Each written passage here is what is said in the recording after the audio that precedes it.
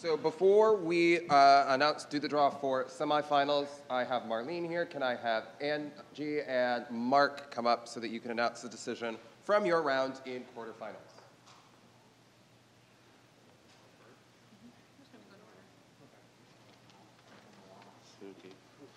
Hello, everyone. We had an excellent debate and an excellent deliberation. Ultimately, we came to consensus fairly quickly, and the two teams moving through in no particular order is the team from Opening Government, Alaska, Nathan, and Robert.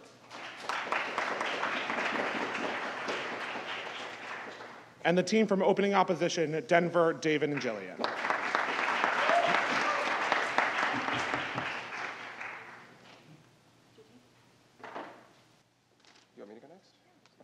Okay, I guess I am next. So this was the quarterfinal in Admin 221 with PLU, Carroll, Northwest, and Regis.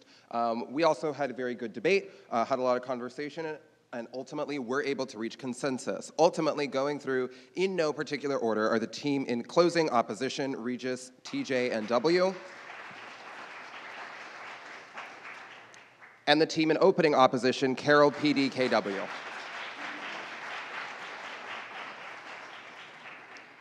In the debate happening in AUC 203, we had a very robust discussion and did come to a consensus. In going through, and this was the room with PLU, UAA, UBC, and Willamette. Going through in no particular order, we have Opening Government, PLU, and Opening Opposition, UAA.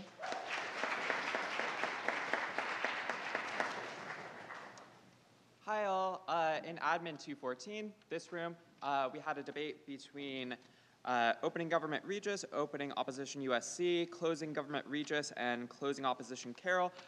It was a really good debate. We were able to come to a consensus after a lot of deliberation. Advancing in no particular order from Closing Government, Regis, Nick, and Katie, and from Closing Opposition, Carroll, Josh, and Frank.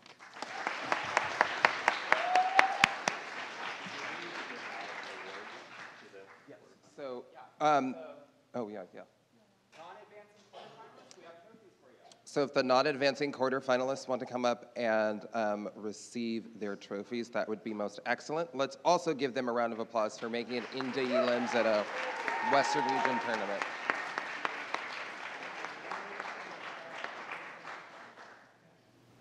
A leader-centric social movement coalesces around one individual. Example, MLK, Hugo Chavez, Gloria Steinem. A non-leader-centric social movement has no one central figure at its core, i.e. Black Lives Matter, Guy et Jean, or the Yellow Vests, Women's March. The time is 1:11, which means the motion will start at 1:26 on the motion. This House prefers social movements that are not leader-centric. David and I, and ultimately the Gov side of today's debate, value and understand the importance of each individual social movement, which is why we would like to give each social movement the chance and opportunity to be as most effective as it possibly can, which is why we would prefer a social movement that is not leader-centric. So, I would like to define this House as those members who are starting a social movement themselves, because they are the ones who have the power to determine and set up the direction and workings of their own social movement. Furthermore, I'd also like to state that the social movement is any movement trying to create or initiate positive social change in the current status quo. Furthermore, leader-centric is obviously dependent on a single leader within that movement, which we would like to stray away from.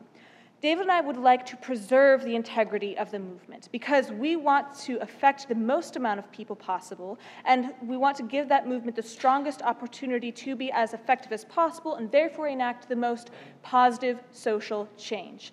The weighing mechanism that David and I believe is extremely important for this round is whichever House is able to most effectively create a positive social change with the enaction of either a leader-centric or a non-leader-centric social movement. So, the main idea that David and I will be presenting to you today is the importance of, quote, big tent leadership, because we believe, ultimately, that these movements have the power, again, to affect the most people as possible. And therefore, we would like it to be dependent on a group of individuals who are able to set up and equally determine the fate or direction of a movement rather than have it being solely reliant on a single person.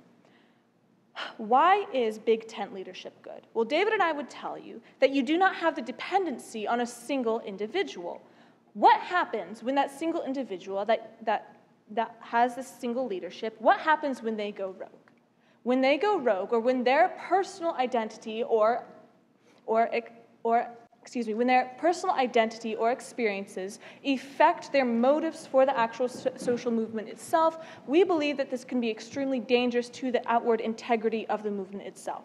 Sure. Can you give me any examples of times when this rogue leader instance has occurred? Okay, thank you. I would say that one instance, albeit we did have a positive example, was Martin Luther King Jr. when he was able to go against the General Convention of Lutheran Ministers in the South, and he was able to go against their general dissent. Now, we are able to see that he did have a positive change in effect in this. However, we believe that it should have been in the instance of him gaining the support and conviction of the other members of the Lutheran ministers themselves. Okay, so furthermore, when this happens, then we have the dependency on a single individual, and that is dangerous because their personal ideologies become extremely influential. A more prominent example that I could just think of now is obviously Adolf Hitler for the Nazi movement in the 1930s, when his personal ideologies and identification of certain political aspects was able to take precedent and determine the actual outcome of the Nazi Party. Sure. While bad, would you not argue that the Nazi Party was more effective than other far-right parties in Germany at the time because of that leadership? Okay, but we would believe that that single dependency on the leader was extremely detrimental to, again, the original integrity of that German right-wing party, which had nationalistic and unifying goals that were not so obviously detrimental or deadly to so many people to begin with. Okay, so furthermore, David and I believe that a larger leadership in this big tent leadership, we're able to have different perspectives being brought forward to determine and uphold, again, that integrity of the movement to enact that social change. Movements mean different things to different people. I, as a woman, am able to identify with the Women's March in a far different way than other young women or women in this country are able to as well. This means that we are able to have that power to determine our own participation in the movement itself. When we are dependent on a single individual to be the leader of the party, then we must explicitly align ourselves with their personal ideologies, which again is detrimental to your own and how you yourself identify with that party.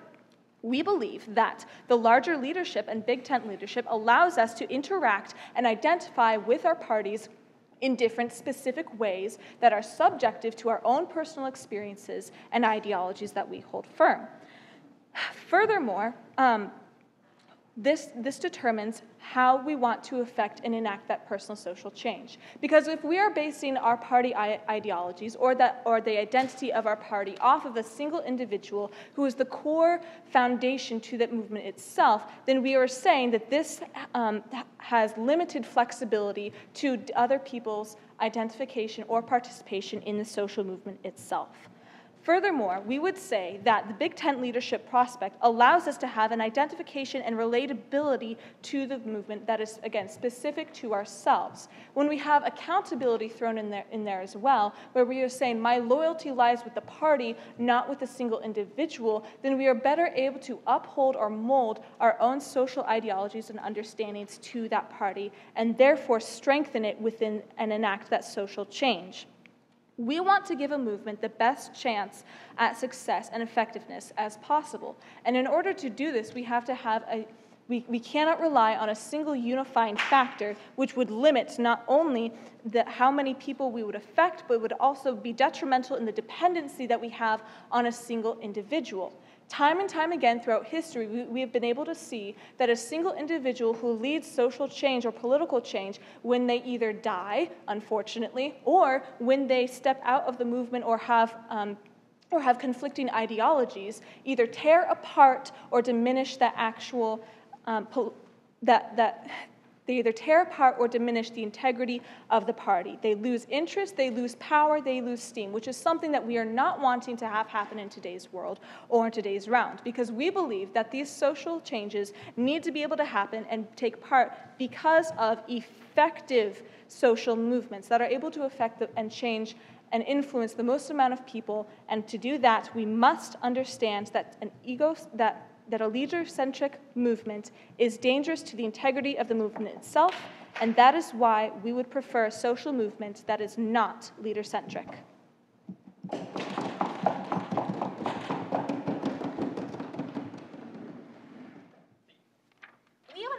Opposition think that it would be great if all individuals and communities that wanted to start a social movement could.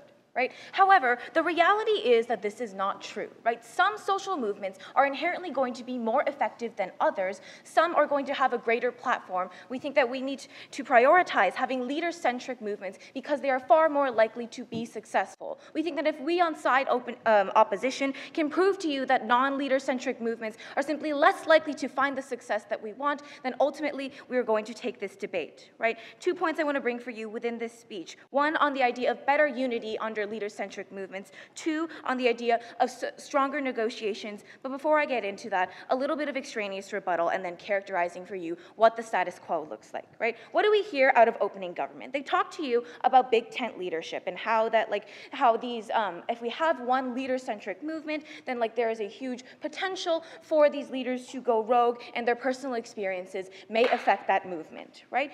We think that if these leaders were to go rogue, we don't necessarily have to keep them in place, right? Recognize that this is a social movement, not some sort of dictatorship, right? We think that given the prominence of media within contemporary society, we see an increased ability for constituents to be able to keep their leaders accountable within these social movements, right? If we see them clearly straying away from the goals of these social movements, we think that these individuals can then unite under a different leader that is more likely going to represent their goals, right? Secondly, on their point about how big tent leadership allows them to interact and identify with their subjective experiences, right? There's more increased relatability. This is something I'm going to get into a little bit later within my constructive, but we think that overall, even when there are some differences in individual experiences of these communities, we think that ultimately there is one bottom line, one narrative or goal that is shared between all individuals within this movement, right? We think that having one individual leader, they can still recognize the differences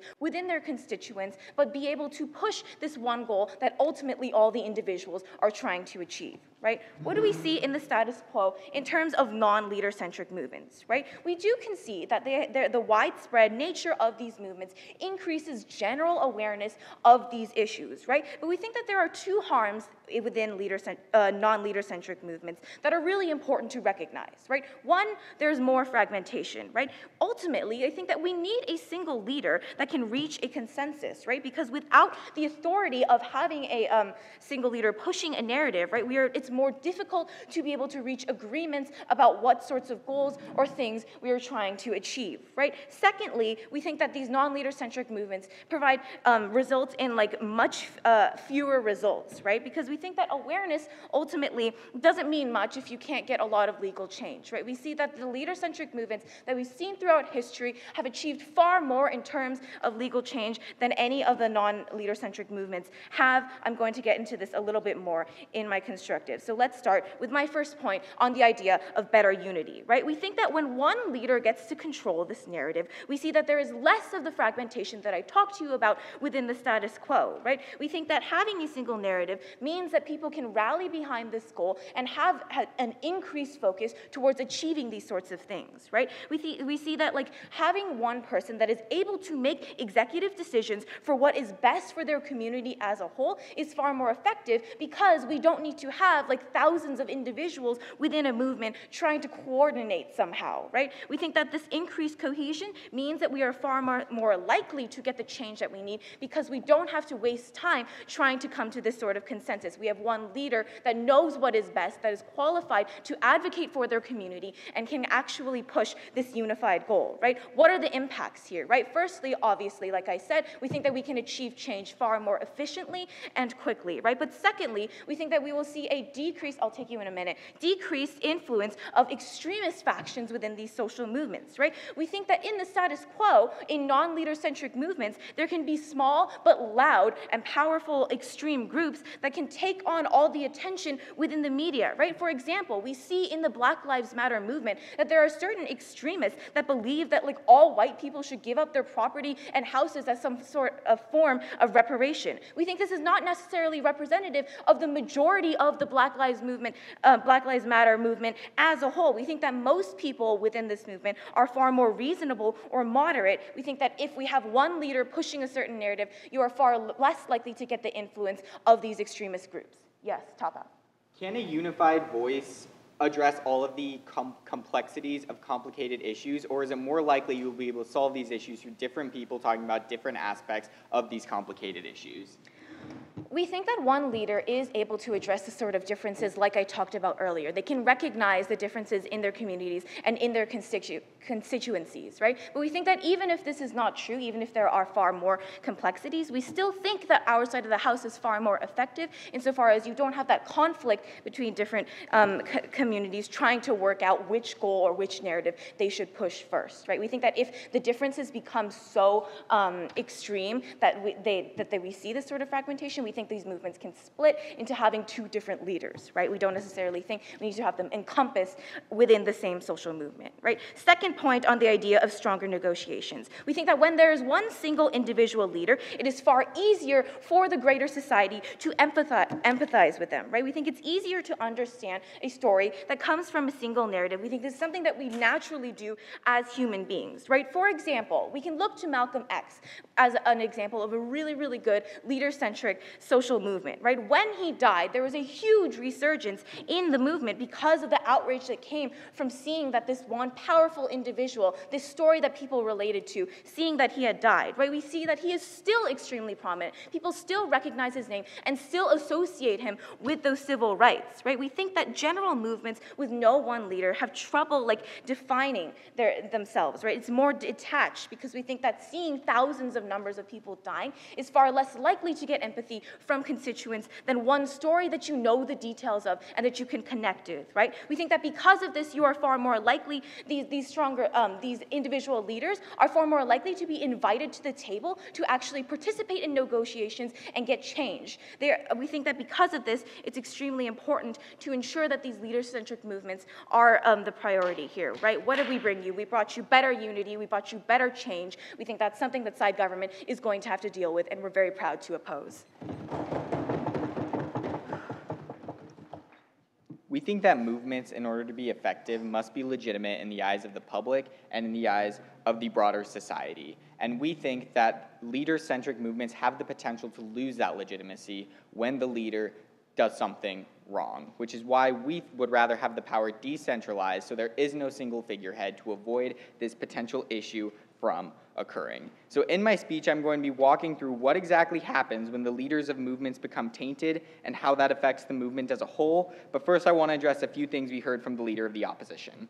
So the leader of the opposition says that if leaders go rogue, they can be replaced. However, it's not always that simple. When movements are centered around a leader, that's the people the media are going to talk to the most. Those are the individuals that are going to have the most followers, and because of that, if they go rogue, as my partner stated, those are still the people who are going to have a lot of power within the movement because they're the ones that people in the general public associate with. They will have the most media time, they will have the most followers compared to other potential leaders within the movement. So we don't think just replacing them once they have become this figurehead of the movement is going to be all that simple. Secondly, the leader of opposition says fragmentation will occur if there is no leader-centric movement. And this is essentially her entire, she essentially talks about this her entire speech, how unity is most important in the movement and leaders can provide that unity.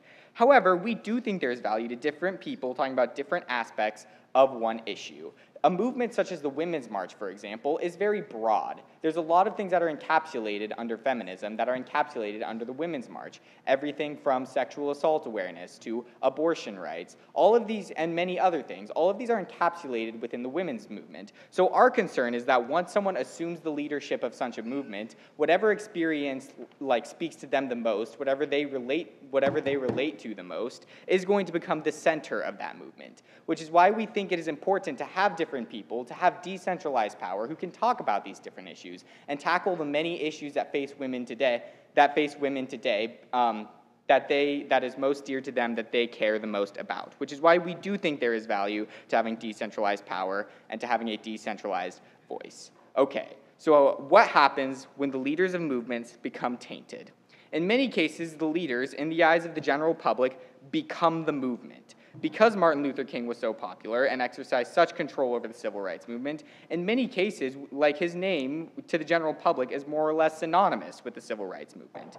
We don't talk about the generations of movement members that fought before him, or the contemporaries who fought with him, like John Lewis. We talk about him, Martin Luther King Jr. And when we allow this to happen, what happens if the leader makes mistakes? Because leaders are human beings, and they are inevitably going to make mistakes, and in some cases, some pretty extreme mistakes. And what we think will occur is that the movement will be forever tainted. And we can see this happening with movements in the status quo. For example, one of the organizers of the Women's March recently faced accusations of anti-Semitism. And certain opponents of the Women's March are using this as fuel to delegitimize the Women's March as a whole and try to weaken the movement. Furthermore, I'll get you at the end of this point. Furthermore, Margaret Sanger, the founder of Planned Parenthood, is often criticized for racist comments she made. And people who are in favor of defunding Planned Parenthood use this as evidence that there is structurally something wrong with Planned Parenthood, that there is structural inequality within Planned Parenthood. And that is a part of the argument that they use, and in some cases is rather effective. Okay, sure. Yeah, sure. So you talk about Linda Sarsour. Linda Sarsour is an example on our side of the house. The reason she was able to claim power and leadership over the Women's March was because the Women's March didn't choose their own leader. This decentralized leadership creates a power vacuum where any random person can claim that leadership, and that's exactly what caused that.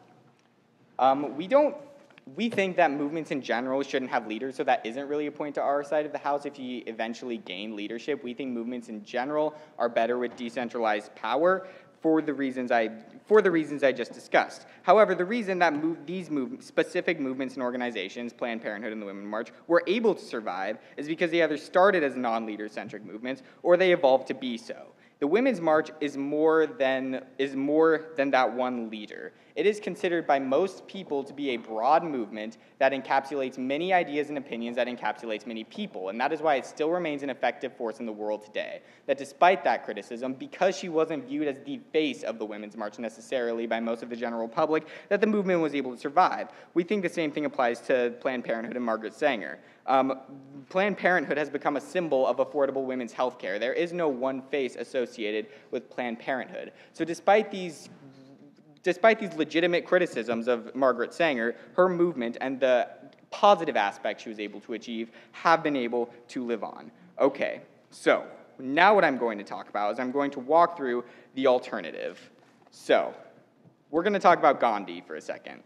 Gandhi is often criticized by modern individuals of misogyny. Now imagine if Gandhi's movement occurred today and these accusations came to light today. Gandhi, who became that movement, would have tainted that movement.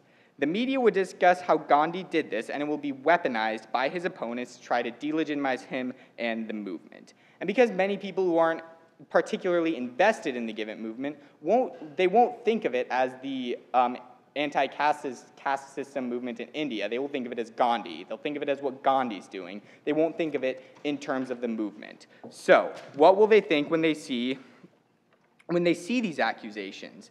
They will think that this bad act is intrinsically linked to the movement, because to them there is no distinction. And because of that, we think people will feel disenchanted with the movement. There could be female moderates who otherwise would have supported it, who when they see this, they think that movement is not led by, but is Gandhi, who was a misogynist, and therefore there is no place for me within that movement. So what happens? Overall, less moderates get on board. less moderates get on board, and unfortunately, in many cases, you need moderates to get on board with your movement in order to affect social change, because particularly in democracies, you need like close to a majority in order for like the higher ups to start feeling the pressure of the people. So less people will get behind anything. The people who are already in power, who might have been sympathetic to the movement, will now become less sympathetic to the movement because they'll view the movement as tainted. Overall, we think this is to the detriment of the movement. Because it taints the movement, we think power should be decentralized because leaders will inevitably make mistakes, and when those mistakes are big mistakes, the movement will suffer for it. So proud to propose. Opening government has yet to give us an example of an extraordinarily successful grassroots movement that they say exists. We give you examples such as MLK, Malcolm X, Gandhi, Nelson Mandela, the list goes on and on. We think that this proves the efficacy in the past, and this is going to be part of the basis of our analysis, as well as just how it works. We also want to argue why it's more important for these movements to be effective than the moral idea of oh, everyone should be involved. We think that this leads to cohesiveness, better negotiation, and this is generally more effective overall. We're going to get into more rebuilding of my partner's case, but first on some rebuttal. We think that okay, so we had some point about the Nazis, and how Hitler mobilized that. We think that the Nazis already had negative beliefs. He's very representative of them. We think that if you argue that grassroots movements are effective, that the Nazis would have risen to power anyway. We think that grassroots movements can also be bad actors, and we don't think that you're just going to have an individual who's evil. We think that the movements themselves can be bad as well. So we don't think that that's exclusive on the side of the house. Okay, we also think that argue that people can still separate a person from their personal flaws. We see that actually with Martin Luther King, who has come out as a serial adulterer, yet is consistently praised. We think that people actually do understand the fact that these are representatives, not necessarily just the single individual and their own life story. That's not the exclusive part about, although that does benefit them, and I'm going to get into that.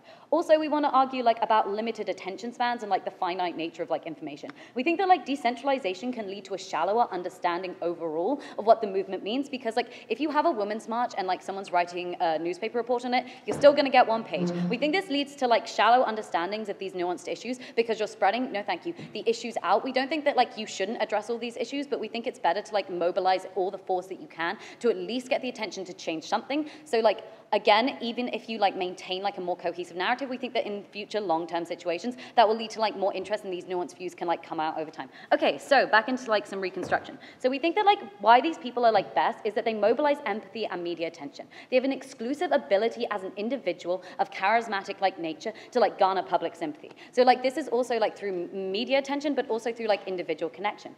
For example, we see that when one person dies, there tends to be a lot more connection with that than when 1,000 people die.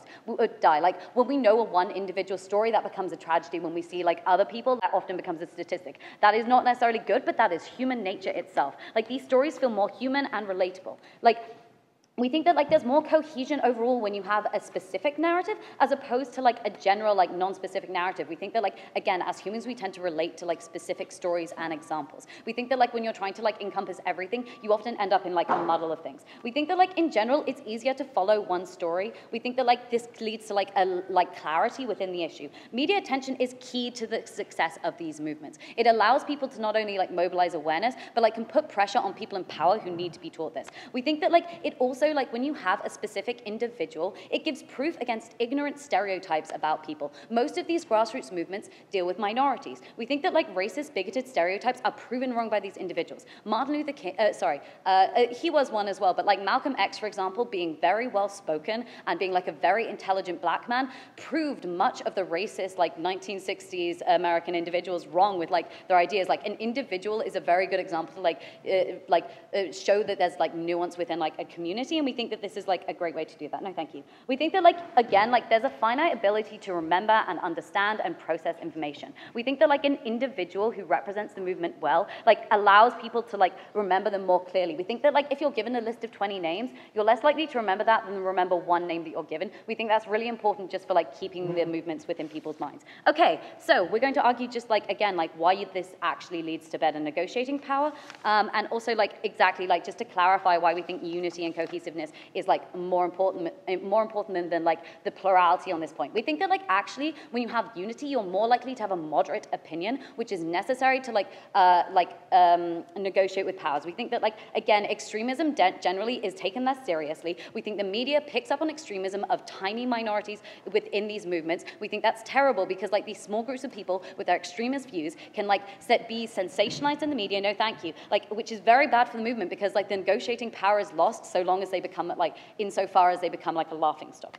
We think that like, again, you're more likely to have moderate outwards facing nature when you have like a single leader who like has to like collect everyone under one title. Any extremism is like generally like centered out in the middle. We think this is pretty obvious. We also think that like, again, this leads to cohesiveness. We also see like political party leaders are very good at like controlling, no thank you, at like controlling like a large group of people. We see this with like political leadership that generally like is quite important. We see that it's very effective. We think that if this wasn't an effective means of like, you know, control, like making movements work, we think that like the like political parties, which is like a separate example, like wouldn't have leaders. We think this leads to like more identification and like it helps clarify things. Okay, so like onto the refutation about like why better negotiating power is important. We think that like it's great to like show a plurality of opinions, but what we need to show is that it actually leads to civil and social changes. BLM and the Women's March provide great optics and create more awareness for these serious issues, but they have not led to widespread civil, legal changes that improve the lives of these people to the extent that we need them to. We think that it is more effective under our side of the house because of that negotiation.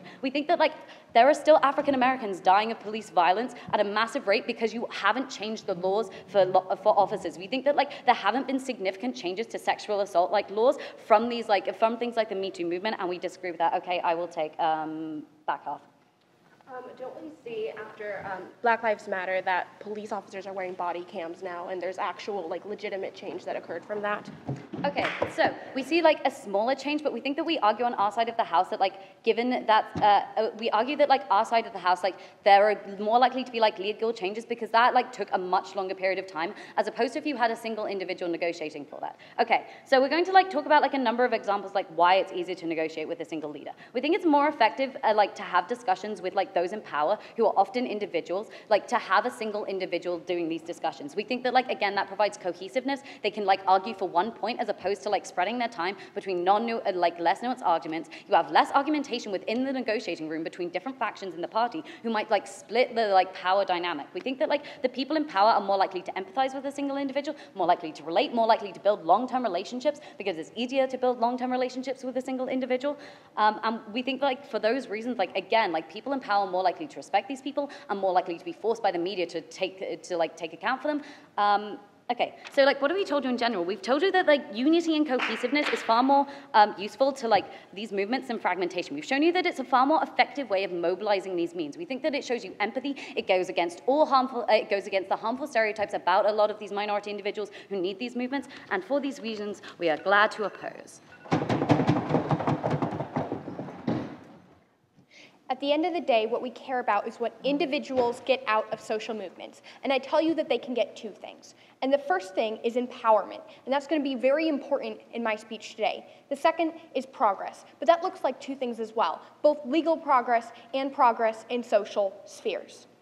We think that fragmentation is another word for inclusion.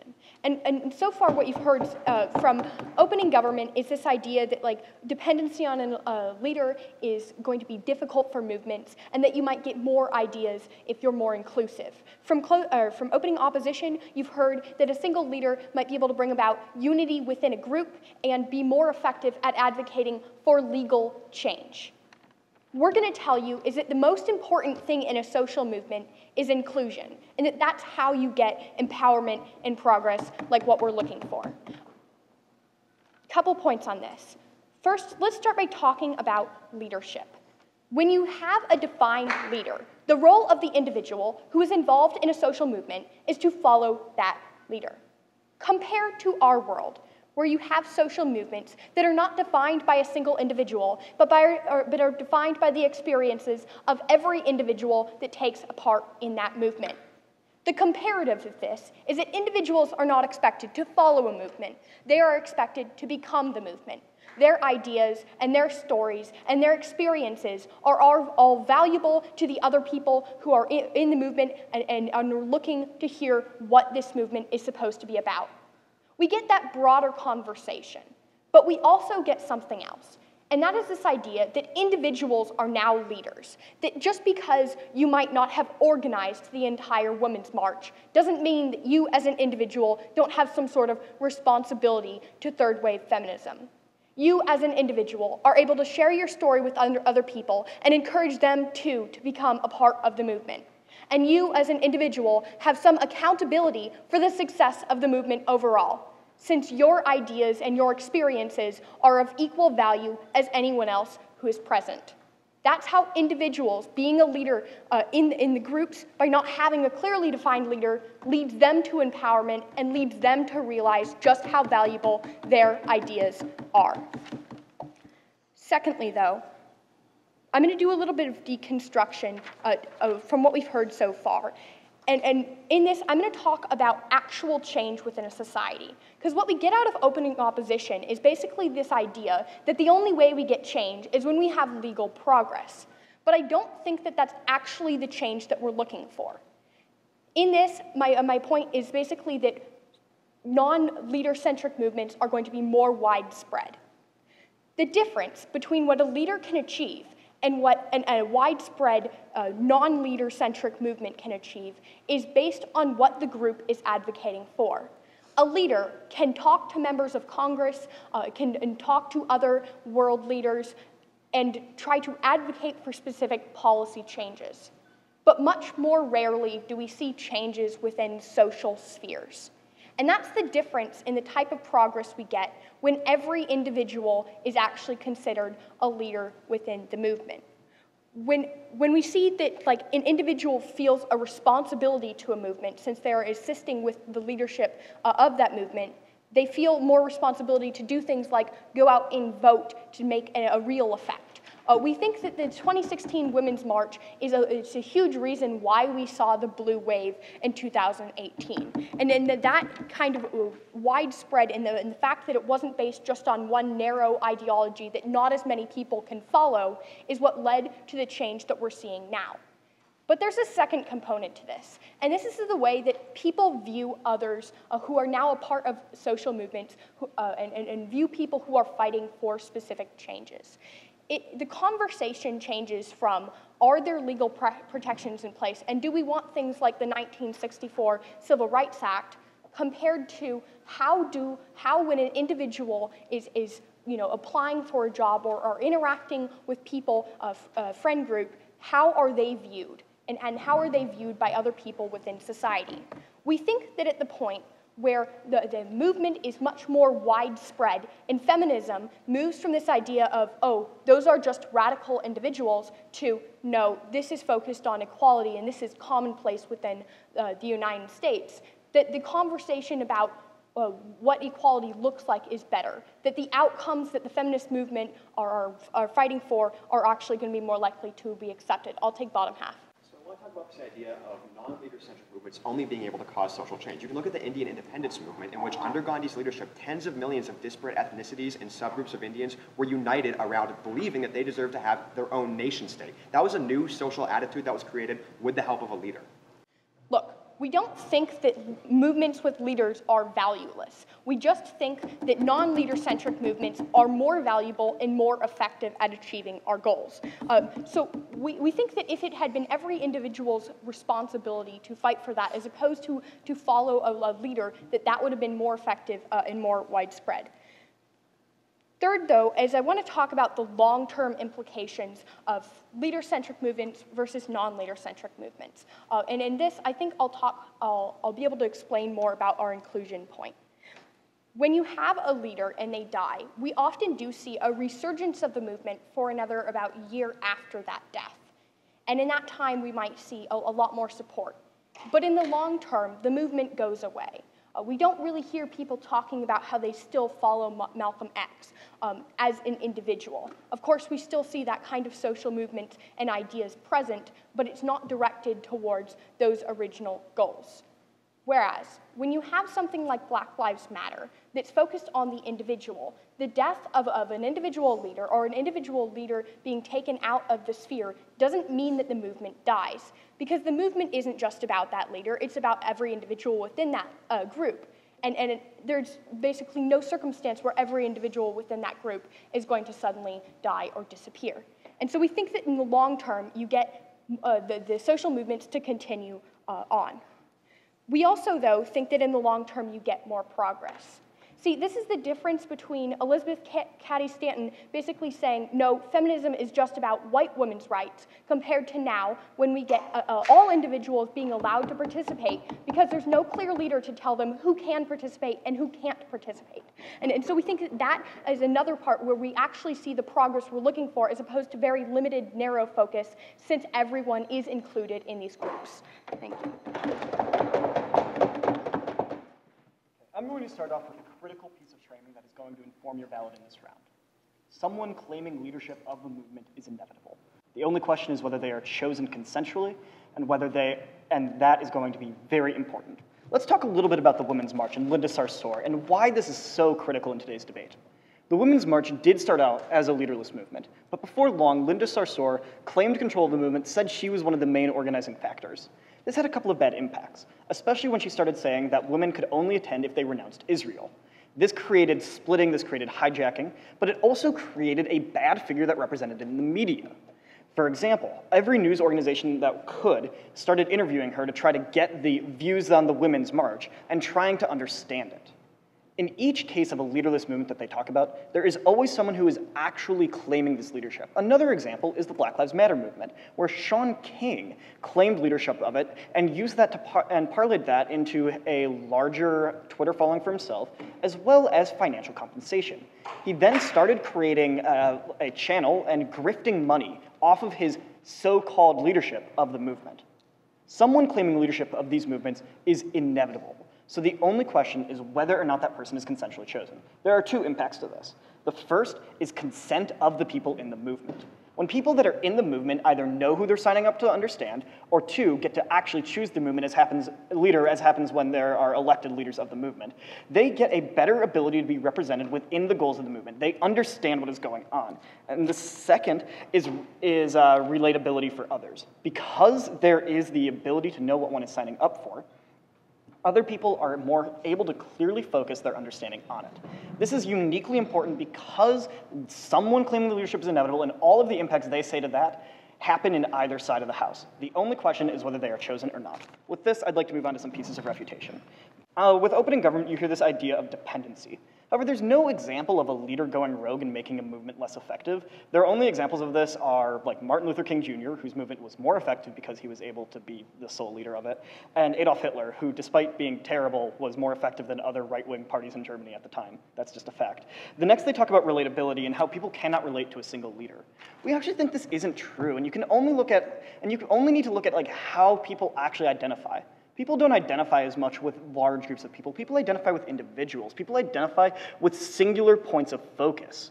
This is critical to understanding it. You can look at how people would join the Bernie Sanders movement because they identify with him rather than with like a group of liberal people. A single leader serves as a focal point, a locus of engagement for people to actually relate to. And that is actually going to completely turn their point.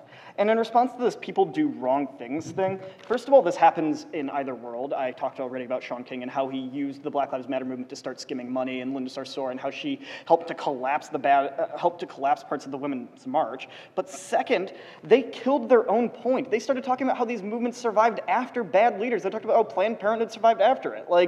They demonstrated how new leaders can be chosen and new movements can come up. So this point just doesn't stand. On bottom half, they talk about inclusion.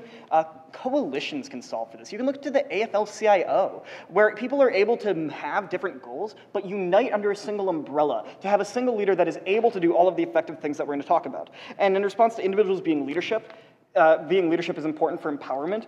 Membership of the group is in and of itself empowering, as well as lower level leadership positions. We're not saying that there is a single leader and then everyone under that is chaos. Instead, we're talking about an organized hierarchy and how you can be a member of a local branch of a union. You can be a member of a local branch of a social movement, letting you be a part of it, letting you be a critical part of it, and that's better in a more organized, leader-focused group. And in response to social change not being possible, my partner brought up India's civil rights movement shows. They haven't actually given you examples of how opinions can be changed through leadership movements. And great. And with this, I'd like to go on to my first point of positive matter, which is the importance of the practical clarity of the goals. But first, I will take top half. I just fundamentally disagree with your characterization of what a non-leader movement is. The Women's March and Black Lives Matter are both non-leader movements. No one associates Linda Sarsour or Shaun King with those movements. We're clearly talking about people like Martin Luther King who become the movement. Okay, sure. I think it's very disingenuous of you to get up here and attack the Women's March in your speech as being a leader movement and then now say that no one associates Linda Sarsour with it. More fundamentally, people actually do. Shaun King, literally was invited to speak at our school as the leader of Black Lives Matter. This is something that really does happen and is critical. Great. With this, I'd like to move on to my practical clarity of goals. There were 3 groups that were noted in the info slide: the Jean Vests, Occupy Wall Street, and Black Lives Matter. What's really interesting about these 3 particular groups is that all have had a great deal of issue communicating their goals to the public. It's never been clear to people what they are actually asking for. People have been reporting for a while now that the Jean Vests were arguing for a lower gas tax, but that just fundamentally misunderstands the overall protest against globalism. People have been saying that Black Lives Matter is only against police brutality, ignoring the many people that are joining for other forms of racism. Occupy Wall Street fizzled out because people didn't know what they actually wanted. In each case, having a leader to focus the set of goals ensures that people actually know it. Here's the key impact of this. This leads to misportrayal. You have people like Jesse Waterston and Fox News going out and trying to find the most radical people they can. This leads to the common person, when they see these movements, being represented only by the worst possible part of it. This is a deliberate choice of polarized media and leads to greater polarization, less membership in the groups, and a lesser sense of belonging. People won't want to join a group that they don't feel identified with, and when the most radical people are allowed to hijack it because of a lack of clarity of goals, this reifies it and makes it much harder. The second piece of positive matter I want to talk about is the permanence of leader-based movements, and how this is actually going to refute the entire long-term point that closing government brought to you. The permanence of a leader-based movement, it can be easily seen when you compare Occupy Wall Street to the Civil Rights Movement, or the Occupy Wall Street to Lenin. When there are single leader-based movements, they are able to spend their entire time focused on the movement. They're able to fundraise, they're able to talk to the media, they're able to serve as a symbolic goal. If they die, they create martyrdom, and this ensures the survival of the movement. When there's a single leader, they are able to spend their entire time on it and ensure that people are able to relate to that single person. When you see Martin Luther King Jr., you think civil rights movement. When you think Lenin, you see communism. But with Occupy Wall Street, with Black Lives Matter, if there is not an elected consensual leader, it is impossible for people to identify that singular person with it, and that is critical to understanding how these movements go into the future. The permanence of these movements relies on the symbolic value of the leader as well as their practical ability to devote their life to it. For the reasons that there is only a choice between a leadered movement and a non-consensually leadered movement, as well as the permanence and the clarity of goals, I urge a vote for side opposition. So in looking at this motion and at our stance on government side as to why we prefer social movements that aren't leader-centric, I'll refer you to 3 questions. What's more effective in a social movement? What's more uniting? And who inspires change? You'll see these questions are largely connected. But when addressing the first question, what's more effective? OpSide will have you believe that you can't even understand or acknowledge the goal of a movement if you can't link it to a single person. We largely see this isn't the case with the Women's March, with Black Lives Matter. They'll have you believe that it's more effective because of a singular leader telling and directing the masses. But we believe this isn't true. Bryn told you that there's a difference between fragmentation and inclusion. They'll have you believe that it's fragmentation when there isn't a single leader directing the goals, directing the values.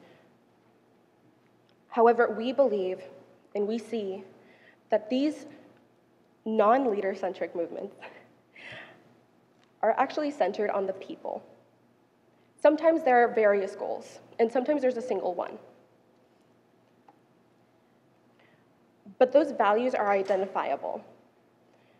Those individuals are inspired to direct each other. They become leaders within themselves. They lead each other. They inspire each other. They bond people closer. They don't have to identify with a specific leader because they can identify themselves with each other. They do this with storytelling, something that specifically a non-leader-centric movement has inspired. In engaging with each other through storytelling, and ultimately this makes individuals stay longer. We see all of this as, not right now, thank you. We see all of this as making the movement more effective. It engages and teaches these people how to be leaders. It inspires them to do that when they otherwise wouldn't if they had a leader present. It gives them voice, and it gives them the confidence to do this. Ultimately, this is why it's more uniting. And this is what makes a movement more effective. Because when people know what they stand for, when people see that in each other and in themselves, rather than in the words of an inspiring leader, they know what they're doing, they know why they're staying there, and they know what they're working towards. Not right now, thank you. And finally, who makes change? We see that individuals make change. We see that movements do not happen solely because of a leader. We see that these movements happen because these individuals are powerful, because together they're powerful, they're stronger together, and they inspire change to all of society. They believe that it's disorganized if you don't have a leader. Not right now, thank you. However, if we see a movement with a specific goal, and we see that individuals can inspire change in every state rather than work for one common goal for the entire nation, that has many times been more effective than the alternative. We see this, for example, in advocating for all individuals' access to bathrooms, the bathrooms that they identify with. I come from Anchorage when we had our non-discrimination ordinances under attack, and the trans community in our municipality was under attack. We fought for this, and we could look to all of the examples all over the country. We could correspond with other individuals that had more expertise in this, and we were effective, and we won because of that. Not because we had a single leader telling us how to do it, because we learned together. And top half. Yeah, so I think we can still get unity on our side of the house, but even if that's not true, how are we going to get any of this change or platform in the first place if you don't have a single leader that has clout, charisma, and connections to the broader media? I just told you how. I just told you that we do inspire change, that we do actually affect literal change in policy and in anything, in social movements. We actually see that, for example, let's look at third wave feminism compared to first and second wave. My partner gave you the example of Elizabeth Cady something. I'm sorry, I forgot her name already. And in comparison, and of course they made change. They got votes for women. That's amazing. We never said that these leader-centric movements aren't effective at all. They do have their values. However, intersectional feminism, third-wave feminism that we see now, gave us something very unique because it inspired all women to bond together. It inspired these discussions, this education that we can have on either side. It inspired other movements. It inspired the Women's March. It inspired women fighting for health care. It inspired the Blue Wave, as Bryn outlined to you. It inspired the Me Too movement. It inspires this change in all. We evaluate what a goal is. We see that there can be multiple goals within our values. We could be working for women's rights in the media, in policy and non-discrimination ordinances in our towns. We can see it in many ways. We can see it in representation in our own democracy. But let me tell you what this feels like to women, specifically with the Women's March.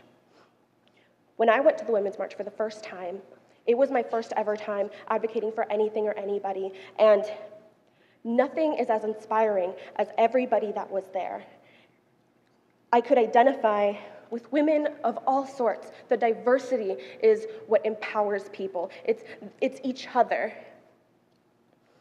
I never thought I would be able to relate so closely to the white women around me who were clearly in a very different way of life, probably more privileged than me, more money, of a higher class, they were older, and yet we were there for the same reasons. We were there in solidarity for each other. We were there to learn from each other. And this is ultimately what we remember when we think of the Women's March. This is what makes these non-leader-centric movements more inspiring and more powerful. Thank you. Proud to oppose. I would like to wrap up this debate by addressing the main points of clash that we've heard so far, by trying to boil it down to the most important issues. I want to start with addressing the three main questions that you heard out of the most recent whip speech. I think they also encapsulate much of what we heard out of the top half. The questions of unity, effectiveness, and streaming from those who can best create social change. So I want to first talk about the great points of rebuttal that my partner gave you, which address why unity and effectiveness are both better, they are both enhanced in leader-centric movements. So first of all, on the idea of unity, a locus of engagement is very useful for unity. When you have a relatable leader, someone around whom the movement can rally, that movement is going to be far stronger. My partner gave you great examples that went unrefuted, protected time. My partner gave you great examples of movements that the opposition did not, or rather, government did not engage with. For example, Occupy Wall Street, no rallying figure. Black Lives Matter, no rallying figure, and that led to a severe harm of Sean King's grifting, which I will get to later, and also the Women's March, in which there was no figure to rally around except a false, illegitimate leader who later claimed that leadership of her own accord later, right? So what this means is that when it comes to unity, it is good to have a chosen, consensually elected, or at least elected through sub-leaders of the organization in order to lead this movement. It is better for purposes of unity, rather than just having a fragmented, amorphous movement with no ability to actually push real change. And also my partner gave the idea of hierarchy, local organizations, subgroups underneath this leader. Remember that leaders are not simply one person with chaos beneath them, as my partner told you. Leaders have an administration in most cases. Leaders have chapters of their organizations. For example, the NAACP has local chapters as well as leaders at the top of the organization. Right? So what this goes to show is that there's organization that is very useful in terms of building unity, and it gets rid of the chaos that you have when you have organizations like Occupy Wall Street with no rallying figure. Then there's also the matter of coalitions, which show you that unity can still happen among diverse groups of people under leaders. The AFL-CIO is a great example of this. CIO standing for Congress of Industrial Organizations, and AFL, American Federation of Labor. Keyword is coalition and federation in those two acronyms, because what we have are various groups of craft guilds, various groups of laborers from different sectors who join together under an elected leader who leads the AFL-CIO. Thus you have workers with totally different interests, workers who may not join together otherwise, workers who would not be able to communicate across large geographical and professional lines, who come together to push common goals of the labor movement under one leader. Thus you do get unity under the unique mechanisms that my partner gave you, and I'll take your point. Donald Trump and the Republican Party are an example of a movement that has taken a leader-centric stance of a leader that was elected. His face, now representing the Republican Party, is affecting the social opinion that all Republicans are racist, sexist, and bigoted, and the social reactions we see, such as the blue wave, are proof that leaders going rogue can negatively impact a social movement. Okay, so first of all, I would say that there are plenty of bad Republican leaders before Donald Trump, but aside from that, I don't think that we're going to be using political parties as examples of social movements, especially when political parties like the Republican Party have really betrayed any democratic interest for the sake of corporate interests. I don't think that we have to defend the Republican Party or Donald Trump, especially since that has not come up at any point in this debate. Let's stick to the crux of the matter. Now on to the matter of effectiveness, the other big point. My partner gave you more great points of rebuttal as to why movements with leaders are more effective. He gave you relatability, how especially we can see in the modern day, a very relevant example, the Democratic Socialist movement under Bernie Sanders. Elizabeth Warren is a very far-left candidate. We've had a Socialist Party and a Democratic Socialist Party in the United States for a long time, but those parties have not taken off until very recently under the relatable and charismatic leadership of Bernie Sanders. And there's also the fundraising element, right? Bernie Sanders raised $6 million within the first 24 hours of announcing his campaign, and he did so under the guise of a large social movement, right? A political revolution, as he calls it. So you can have these movements under one relatable, charismatic leader with great fundraising ability, great hierarchical organization capacity, and relatability. Also, you get that one spokesperson who can talk to the media. I'll take one more point.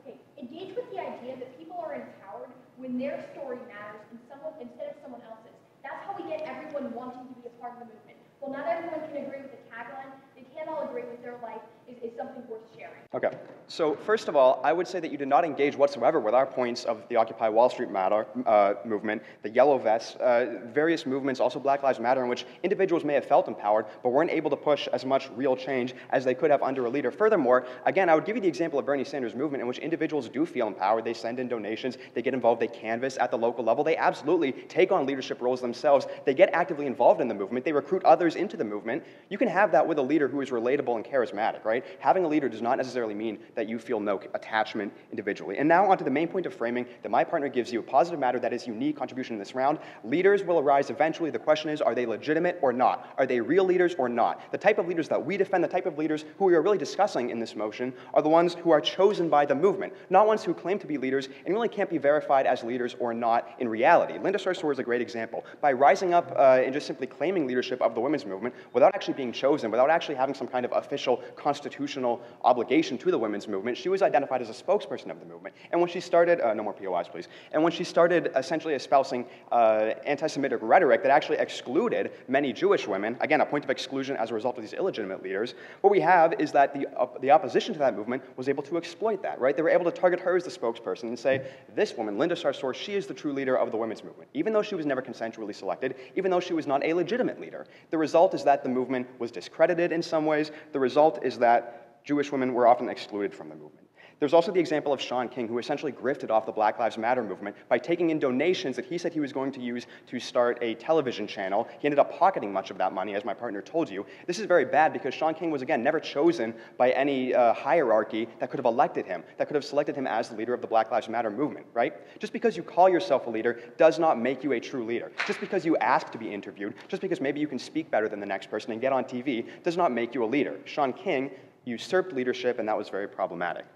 So this point of framing is very important in this round, because we tell you that there is a distinction between the illegitimate, the false leaders who they find so much fault with on the opposite side of the bench, and the true leaders who are consensually elected. What we believe is that when you have hierarchy, when you have organization, when you have coalitions that can only arise under these democratically elected leaders, or at least chosen leaders through some selection process, what you have is a great deal of organization, hence unity. What you have is a great deal of effectiveness.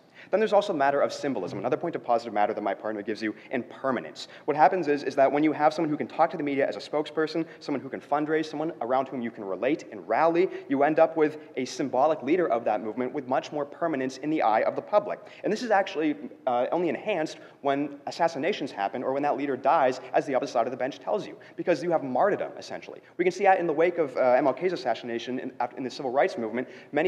Much progress was pushed after that, much more energy and passion was pushed after that assassination as a result of martyrdom effects. You have symbolism, you have permanence, and you have unity under the model that we give you, or not the model, but under the articulation of leadership that we give you.